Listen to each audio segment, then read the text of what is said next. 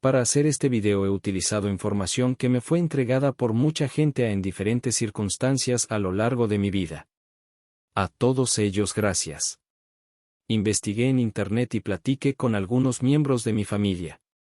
A esta historia no podría dejarla en un cajón, pues creo que es digna de contarse. Es la historia de mi familia en el deporte de mis amores, el fútbol americano. Sin más, empecemos. El abuelo Alfredo nunca se imaginó que al mandar a sus dos hijos mayores a estudiar al Texas Military Institute y que además de tener una instrucción militar y religiosa tendrían una deportiva basada en el fútbol americano. Y así nacería una historia familiar milenaria. Antes de empezar la historia de la familia Sierra en el fútbol americano tendremos que hacer un paréntesis para nombrar al general Douglas MacArthur, general 5 estrellas del Ejército de los Estados Unidos de América y que actuó como comandante supremo aliado en el frente del Pacífico durante la Segunda Guerra Mundial. Él fue cadete del Texas Military Institute en los años 1896 y 1897 y que también jugara fútbol americano en las Panteras del Texas Military Institute. Él se destacó como un estudiante brillante y el fútbol le gustaba las jugadas sorpresas como las reversibles, siempre demostró un carácter combativo en el terreno de juego. Esta historia inicia en 1927 en la Academia Militar Texas Military Institute donde los hermanos Sierra, Alfredo y Fernando fueron inscritos por su familia.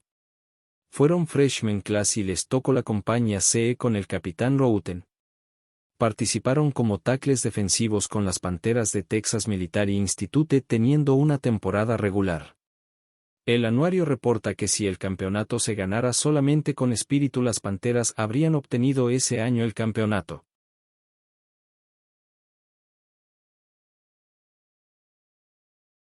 En el fin del verano de 1928 los hermanos Sierra regresan por última vez al MT teniendo la clase de sophomore, que quiere decir estudiantes de segundo año. Alfredo estuvo en la compañía A en el segundo batallón y Fernando estuvo la compañía B en el primer batallón. Regresaron al fútbol americano.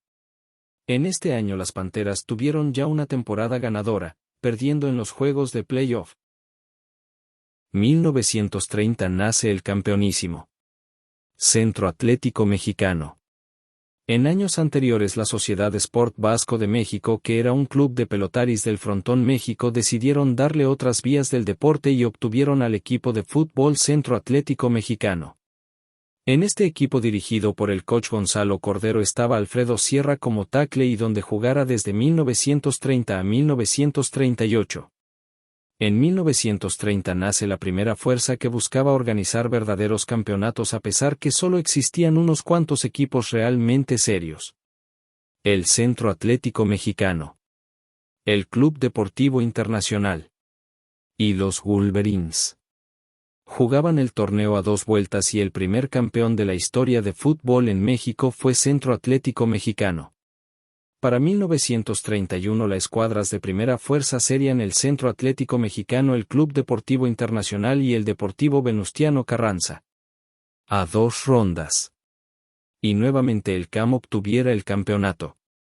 El Centro Atlético Mexicano en este año sostuvo un juego los Pumas de la UNAM ganándolo por 20-6. Para 1932 el fútbol americano ya había cobrado fisonomía propia. Mucha gente ya asistía a los partidos y la UNAM decidió tomar parte en el campeonato. Así estuvieron el CAM, la UNAM, el Venustiano Carranza, el Club Deportivo Internacional y los Indios, donde jugaran los hermanos Uruchurtu. La temporada fue extraordinaria, destacando la UNAM y CAM que empataran en el juego decisivo por la corona.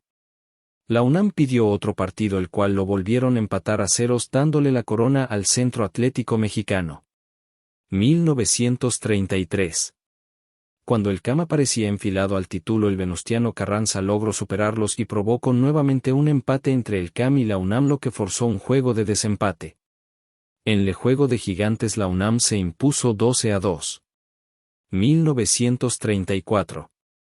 La UNAM es otra vez campeón. 1935. Llega el equipo Guachachara. La mayoría de los jugadores de primer equipo del CAM se van al Politécnico. 1936. Nace el Politécnico y el Clásico. El tío Alfredo entra a la selección ideal de la liga como tackle defensivo. 1938. El Centro Atlético Mexicano desaparece.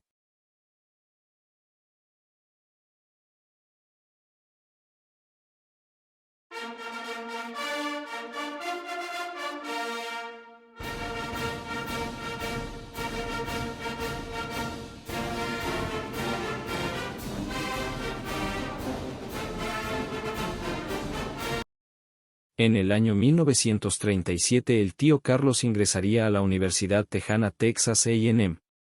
Y para el año 1938 se enrolaría en el equipo de fútbol americano Los Aggies. En la posición de running back. Teniendo una temporada de 4 ganados, 4 perdidos y 1 empatado. No todos llegan a este nivel. Hay que considerar que además de la carga académica, el estar en este nivel de fútbol es bastante estresante. Mi reconocimiento al tío Carlos. En el año 1940 el tío Carlos regresaría a México y coacharía a la UAI por un par de años y después al equipo representativo de Pemex. Para 1967 los nietos de don Alfredo, Juan y Jorge Sierra Unzueta participarían en equipo representativo del Colegio Tepeyac. Los Frailes de Tepeyac se fundaron en 1952 por el padre Bradley, quien después coachara al Politécnico y lo volvería campeón. Para 1967 el coach Chino Portilla asistido por el coach Edwin Román formarían unos equipos sin precedentes y obtuvieron varios campeonatos en la Liga Juveniles de colegios particulares. En varias ocasiones hicieron la carrera de Tennessee, que es todos ganados y 0 puntos en contra durante un campeonato. Para 1970 Jorge Sierra participaría como linebacker en Liga Intermedia con los Canarios de la Preparatoria, quienes en años posteriores tendría que el mote de los vietnamitas de Prepa 9 por su forma de jugar como soldados vietnamitas. Para 1971 Jorge Sierra jugaría Liga Mayor en el equipo de la UNAM, Águilas Reales, como linebacker. Fue nombrado novato del año por sus coaches. En 1971 se incorporaría a la Liga de Fútbol Americano de Colegios Particulares un nuevo equipo.